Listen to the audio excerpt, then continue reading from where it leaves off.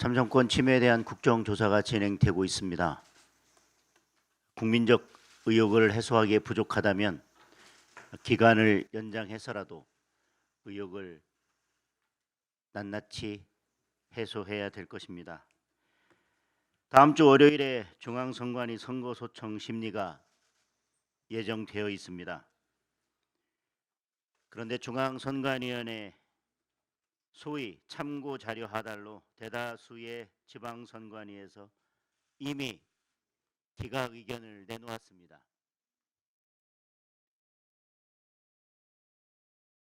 그나마 서울시 선관위는 증거조사 및 법리 검토를 해달라는 이례적인 답변을 제출했습니다. 서울시 선관위는 이번 선거에서 드러난 문제의 심각성을 인지하고 있는 것입니다. 제가 직접 중앙선관위에 출석해서 변론을 할 계획입니다. 구두 변론을 신청했고 중앙선관위에서는 구두 변론까지는 허가를 했습니다. 이번 사건의 중요성과 국민의 알 권리 측면에서 그리고 이미 중앙선관위에서 참고자료 형식으로 지방선관위에 사실상 소청을 기각하라는 지시를 하달한 것이나 마찬가지이기 때문에 이번 소청이 어떻게 진행되는지를 국민들께서 직접 지켜보실 수 있도록 생중계를 요청했습니다. 그러나 지금 중앙선관위는 생중계에 대해서는 불허한다는 방침인 것 같습니다. 다시 한번 요청합니다.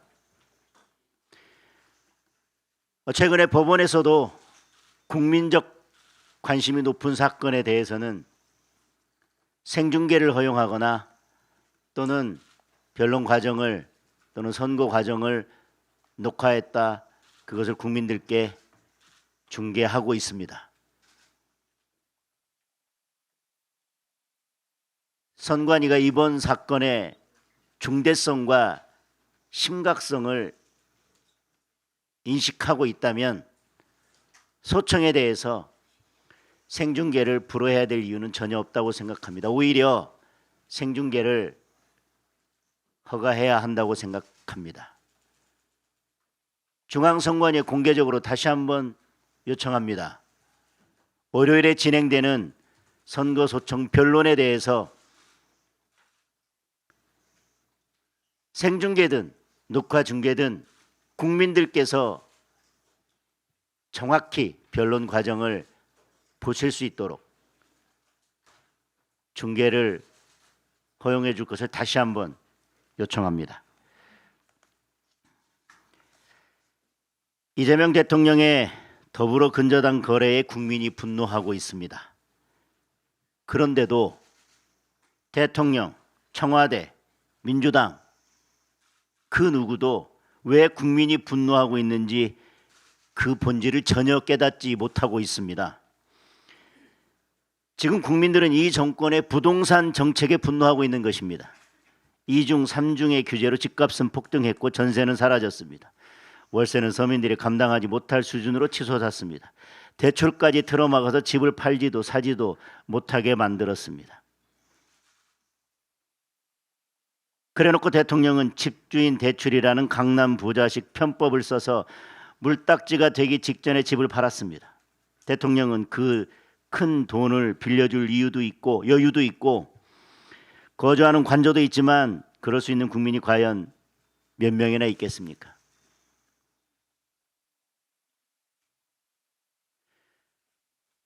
대통령의 이번 더불어 근저당을 보면 이 정부의 부동산 정책이 뭐가 잘못됐는지 그 등기부등본 하나의 모든 것이 고스란히 나타나 있습니다. 그리고 대통령은 그동안 집 가진 국민들을 마귀라 부르며 악마화해 왔습니다.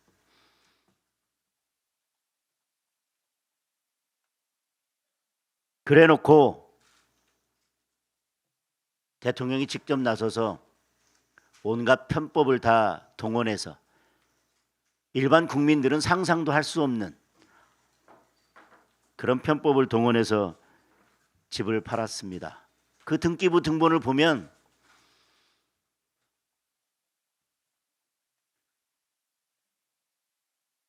나쁜 정보가 다 들어 있습니다. 국세청은 언론을 보니 문제가 없다면서 조사도 하지 않았습니다. 대출 규제 영향을 받지 않는 현금 부자와 사인간 채무 과다자, 바로 2달 전 국세청이 발표한 세무조사 대상입니다. 국세청이 2달 전에 발표한 세무조사 대상 그대로 바로 정확하게 딱 들어맞는 사안이 이 사안입니다. 일반 국민이었다면 세무조사 받느라 몇 달을 탈탈 털렸을 것입니다. 부동산 정책까지 대통령이 직접 나서서 내로남불 하고 있으니 국민들께서 분노하시는 겁니다.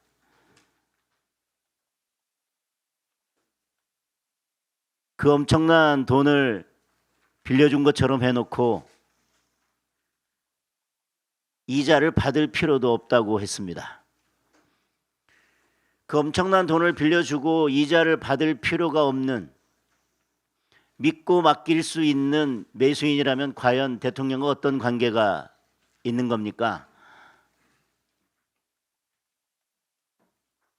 아무리 입틀막법이 시행되고 있지만 공개적으로 이건 물어야겠습니다. 지금 한간에는 등기부 등본에 나와 있는 매수자와 대통령 간의 관계에 대해서 많은 의혹들이 제기되고 있습니다. 이미 국민들이 그 관계에 대해서 이제 조사를 시작했습니다. 대통령께 묻습니다. 도대체 어떤 관계입니까? 17억을 빌려준 것처럼 하고도 이자를 받지 않아도 믿을 수 있는 사람, 그래도 그 이자를 받지 않아도 전혀 아깝지 않은 사람, 그리고 이 중에 나중에 이게 집이 팔리면 그 돈을 고스란히 갚아줄 거라고 믿을 수 있는 사람, 도대체 어떤 관계입니까? 국민들께서 조사해서 그 관계를 파헤치기 전에 대통령이 먼저 밝히는 게 그나마 최선이라고 생각합니다. 오늘 부동산 토론회가 열립니다. 뭐 굳이 볼 필요가 있겠습니까? 이제 본인 집도 팔았으니 보유세 인상과 장특공 폐지 더 강하게 더 빠르게 밀어붙일 겁니다. 국민의 부동산 고통은 더 커지고 더 심해질 것입니다. 주거 사다리를 걷어찬 죄, 세금 폭탄으로 국민을 괴롭힌 죄, 이제라도 반성하고 부동산 정책의 방향을 완전히 바꿔야 합니다. 보안 수사권 폐지에 관련해서 짧게 한 말씀 드리겠습니다. 우리 국민들 보안 수사권 폐지에 압도적으로 반대하고 있습니다.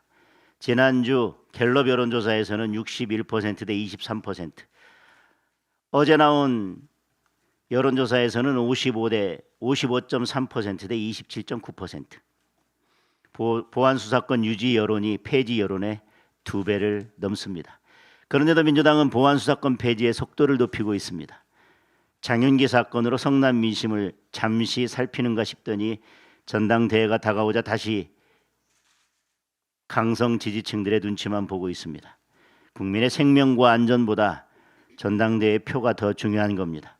오로지 전당대회에서 승리하기 위해서 대한민국의 사법체계를, 형사사법체계를 개딸 정치의 제물로 갖다 바치겠다는 것입니다. 민주당은 입만 열면 정치, 검찰을 탓합니다. 그러면 정치, 경찰은 괜찮습니까? 정치, 검찰의 그 막강한 권한까지 다 가져가서 대한민국의 모든 수사권을 틀어진 정치, 경찰은 정말 괜찮습니까? 야당 정치인 수사는 초스피드로 밀어붙이면서 김병기, 장경태의 여당 의원 수사는 지금까지 뭉개는 경찰입니다. 여당 정치인들에는 수없이 면죄부를 남발했던 경찰입니다. 보안 수사권까지 사라지면 권력형 비리는 아예 수사도 하지 않을 것입니다. 보안 수사권은 경찰을 견제하고 국민을 지킬 마지막 안전장치입니다. 민주당은 검찰 해체와 보안 수사권 폐지를 즉각 중단하기 바랍니다. 민심을 거스르고 폭주하면 결국 정권이 몰락할 것입니다.